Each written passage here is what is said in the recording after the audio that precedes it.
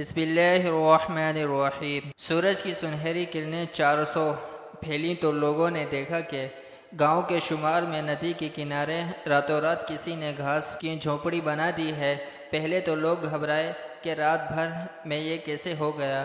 پھر چند لوگ ہمت کر کے جھونپڑی کے پاس پہنچے تو بہت سے قدموں کی آواز سن کر جھونپڑی سے ایک بزرگ باہر نکلے۔ انہوں نے سب کو مخاطب کر کے السلام علیکم کہا۔ سب ہی لوگ حیرت سے ایک دوسرے کو دیکھنے لگے کہ یہ کون بزرگ ہے جنہوں نے خود پہل کر کے انہیں سلام کیا۔ بابا جی آپ کون ہیں اور کہاں سے آئے ہیں؟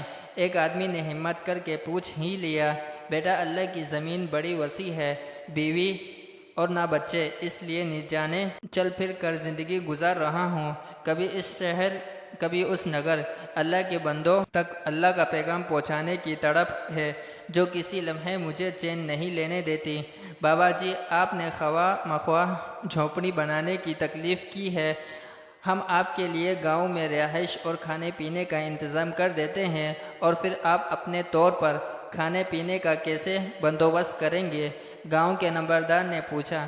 بابا جی نے کہا، ہم سب کو پیدا کرنے والے خالق و مالک اللہ تعالیٰ نے ہر انسان کے رزق کا انتظام کیا ہوا ہے۔ میں اپنے گزر بسر کے لیے مختلف شاخوں اور رنگ برنگے دھاگوں کی مدد سے چھوٹی چھوٹی چیزیں بنا کر بیچ لیتا ہوں، اس سے جو کچھ ملتا ہے اس سے بآسانی گزر بسر ہو جاتی ہے، زیادہ مجھے طلب نہیں ہے۔ آپ لوگوں کی پر خلوص پیشکش کا بہت شکر گزار ہوں۔ آپ لوگ خود ہی ادھر چلے آئے، ورنہ میں تو آپ سے ملنے آنے والا تھا۔ آپ آئے سو بار آئیں، سب ہی نے ایک زبان ہو کر کہا۔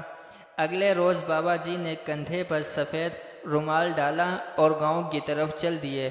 انہوں نے دیکھا کہ کچھ عورتیں ننگے سر ادھر ادھر کاموں میں مصروف تھیں۔ بابا جی نے وہیں رک کر عورتوں سے مخاطب ہو کر کہا، بیٹیوں، ہمارے پیارے نبی صلی اللہ علیہ وسلم نے عورتوں کو گھر سے باہر بے پردہ پھرنے سے منع فرمایا ہے، ہمیں تو آج تک کسی نے ایسی کرنے سے نہیں روکا، اب بھلا ہمیں منع کرنے والے کون ہیں؟ ایک عورت نے دوسری عورت کی طرف سے جواب دیتے ہوئے کہا، بیٹیوں، اچھی اور سچی بات کو جب بھی پتہ چلے اسے اسی وقت اختیار کر لینا چاہیے۔ بابا جی نے شفقت سے سمجھایا اور وہاں سے آگے چل دیے۔ ابھی تھوڑی دور کے راستے میں چند بچے گولیاں کھیل رہے تھے اور ساتھ ہی ایک دوسرے کو گالیاں بھی دے رہے تھے۔ بابا جی نے قریب جا کر انہیں السلام علیکم کہا اور پیار سے سمجھایا کہ اچھے بچے فضول اور بیکار کاموں میں وقت ضائع نہیں کرتے، پڑھو لکھو اور فارغ وقت میں گھر کے کام کاج میں ماں باپ کا ہاتھ بٹاؤ۔ بچوں نے یہ بات پہلی بار سنی تھی۔ یہ بات انہیں اتنی اچھی لگی کہ اسی وقت تمام بچوں نے گولیاں قریبی نہر میں پھینک دی اور انہیں اپنے گھر کی راہ لی۔ دن ڈھلنے لگا تھا۔ بابا جی نے دن بھر مختلف قسم کے لوگوں سے ملاقات اور بات چیت کی۔ کسی نے ان کی باتوں کو بہت پسند کیا اور کوئی ناپسندیدگی کے انتظار میں منہ بنا کر وہاں سے چل دیا۔ چند ہی دنوں میں جہالت اور برائیوں کی آماج گاہ بنے۔ گاؤں میں نیکی اور اچھائی کی خوشبو پھیل گئی۔ نفرت اور عداوت کی جگہ محبت اور پیار نے لے لی۔ ایک دن بابا جی نے صبح ہی صبح گاؤں کا رخ کیا۔ لوگ ابھی نماز اور ناشتے سے فارغ ہو کر معمولاتی زندگی شروع کرنے والے تھے کہ بابا جی نے گاؤں کے درمیان میں موجود کھلے میدان میں لوگوں کو جمع کیا اور ان سے مخاطب ہو کر کہا، کچھ عرصے پہلے میں ایک اجنبی اور پردیسی کی طرح آپ کے گاؤں میں آیا تھا۔ آپ نے مجھے خود عزت اور احترام دیا، اس کے لیے میں آپ کا شکر گزار ہوں۔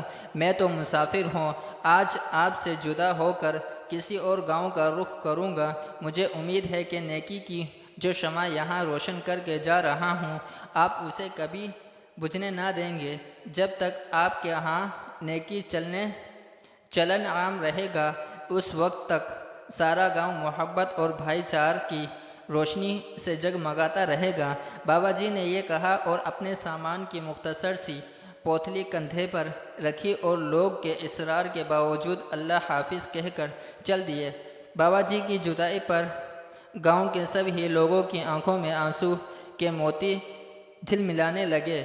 ایسے میں گاؤں کے امام مسجد نے قرآن مجید کی ایک آیت تلاوت کی، وَمَنْ أَحْسَنَ قَوْلًا مِّمَّنْ وَعَا إِلَى اللَّهِ وَعَمِلَ صَالِحًا وَقَالَ إِنَّنِي مِنَ الْمُسْلِمِينَ، اور اس کا ترجمہ بتانے لگے، اس سے بہتر کس کی بات ہوگی جس نے لوگوں کی نیکی کی طرف بلایا، خود بھی نیک کام کیے اور کہا کہ میں فرما برداروں میں سے ہوں۔ لوگوں نے یہ سنا تو سب ہی نے دل میں یہ عزم کیا کہ وہ سب بابا جی کے نقشہ قدم پر چلتے ہوئے خود بھی نیک بنیں گے اور دوسروں کو بھی نیک بنائیں گے۔ نبی کریم صلی اللہ علیہ وسلم نے ارشاد فرمایا، برکت تمہارے بڑوں کے ساتھ ہے۔ مطلب یہ ہے کہ جن کی عمر بڑھی ہے اور اس وجہ سے نیکی بھی زیادہ ہے، ان میں خیر و برکت ہے، لہٰذا بڑوں اور بزرگوں کے پاس بیٹھنا چاہیے ہے اور ان کی نصیحتوں پر عمل کرنا چاہیے۔ بڑے ہمیشہ اچھی اور سچی باتیں بتاتے ہیں، اس طرح آپ بہت جلد ایک اچھے بچے بن جائیں گے اور بڑے ہی آپ پر شفقت زیادہ کرنے لگیں گے۔